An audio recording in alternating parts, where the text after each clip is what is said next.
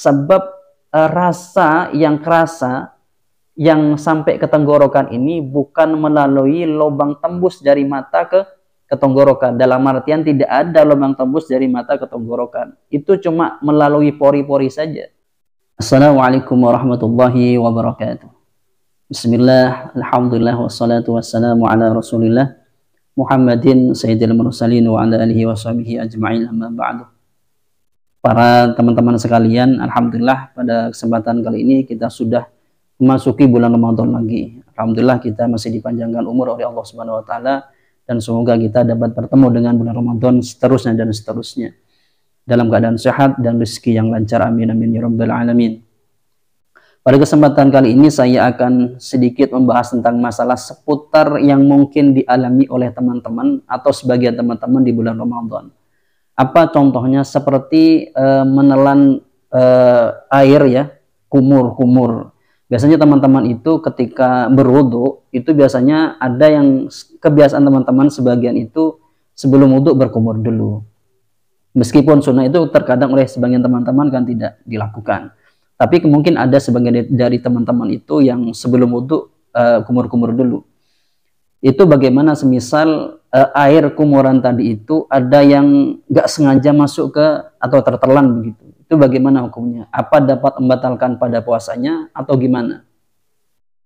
Kalau kita melihat di dalam kitab Al-Iqna di halaman di juz 1 di halaman 237, di sini ada keterangan semacam ini.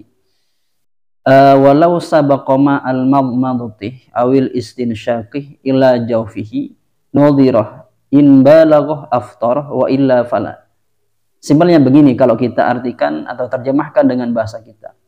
Kalau andaikan ada dari teman-teman itu berwudu kemudian melakukan kumur-kumur atau nyesap air ke hidung ya, kita analogikan pakai kumur-kumur dulu atau yang kumur-kumur saja. Ada teman-teman misalnya yang sebelum wudu kumur-kumur dulu. Itu bagaimana hukumnya ketika ada air tertelan? Maka dilihat di sini. Kalau teman-teman tadi itu berkumur-kumurnya dengan banget-banget, apa banget-banget itu? Keterlaluan mungkin bahasanya seperti itu.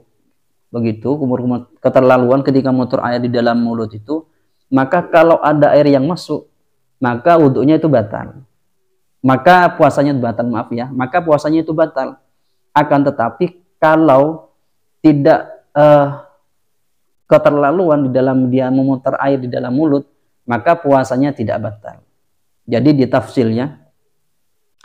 Kemudian kemudian kedua juga teman-teman ini kadang mungkin sebagian dari teman-teman ada yang sedang mengalami badan kurang sehat atau yang lainnya, kemudian ingin bersuntik di hari bulan Ramadan itu atau di siang bulan Ramadan.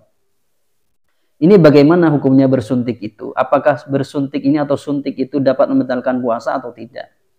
Di sini kalau kita lihat di dalam kitab Syarh Al-Mahalli dan juga di kitab Qulyubi, di sini ada ibarat begini.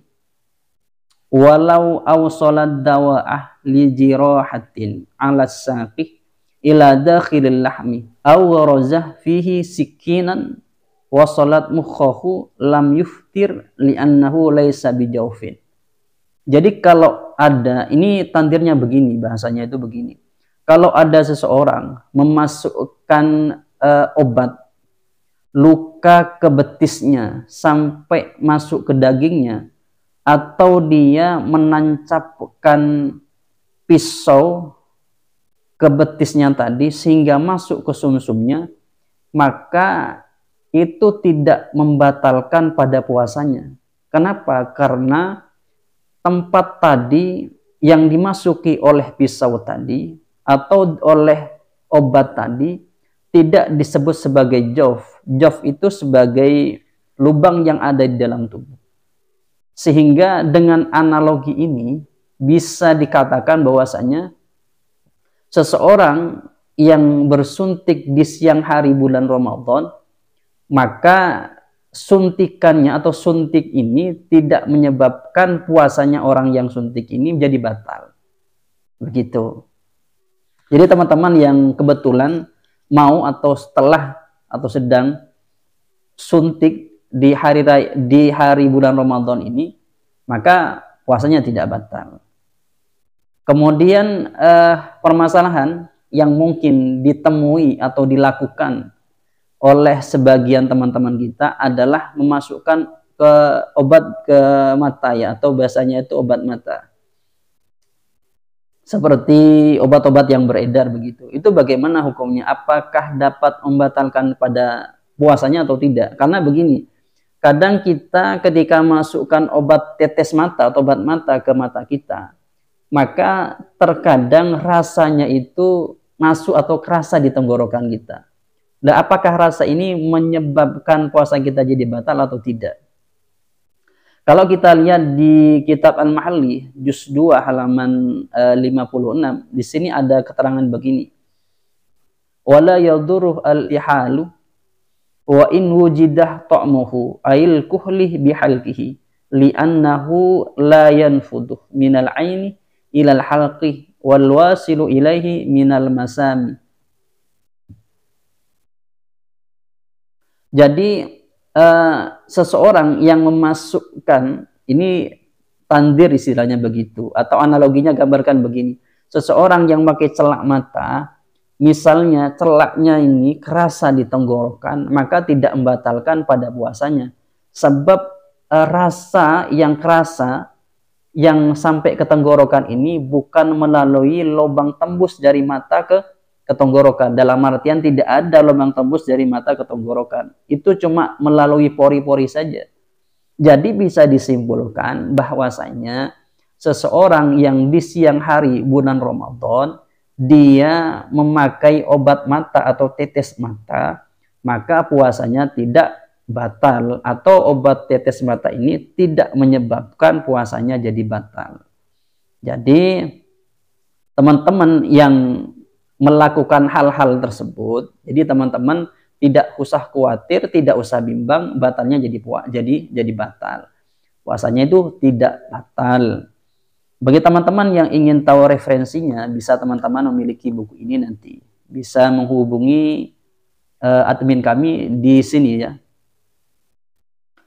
Dari penjelasan ini kita dapat tahu bahwasanya ternyata ada sebagian masalah yang menurut masyarakat kita itu batal, ternyata itu tidak batal. Oleh karena itu pentingnya mengaji, pentingnya kita berkumpul dengan orang-orang yang memang paham terhadap ilmu agama, agar kita itu tahu mana yang membatalkan terhadap puasa, mana yang tidak membatalkan terhadap puasa. Mungkin itu yang dapat kami sampaikan dari kami, kurang lebihnya. Assalamualaikum warahmatullahi ta'ala wabarakatuh.